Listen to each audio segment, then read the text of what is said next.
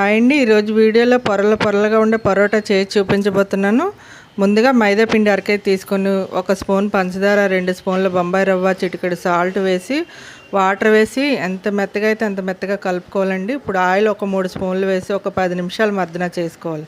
ఇప్పుడు మూత పెట్టి ఒక అరగంట పక్కన పెట్టుకొని అరగంట తర్వాత ఇలా బాల్స్లా చేసుకొని కొద్దిగా పిండి స్ప్రెడ్ చేసి వీలైనంత పలుచగా స్ప్రెడ్ చేసుకొని పావాలన్నమాట.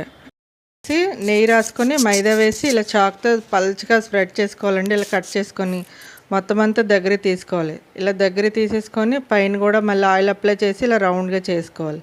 ఇప్పుడు ఇలా 4 చేసి పెట్టేసుకొని ఇప్పుడు స్లోగా పాముకోవాలన్నమాట. మరి గట్టిగా పామేస్తే లేయర్లు అనేవి రావండి. ఇలా పామిన తర్వాత పెనం వేడిగా ఉన్నప్పుడే వేయాలి. వేడిగా ఉన్నప్పుడు అటు ఇటు మెత్తగా కాల్చుకోవాలి. ఇప్పుడు కొద్ది ఆయిల్ ఎక్కువే పడుతుందండి, మీకు ఇష్టం. ఆయిల్ అయితే ఆయిల్, నెయ్యి అయితే నెయ్యితో కాల్చుకొని ఇప్పుడు 2 ఇలా పెట్టి దగ్గరగా ఇలా ప్రెస్ చేస్తే మెత్తగా పరోటా రెడీ అయిపోయింది.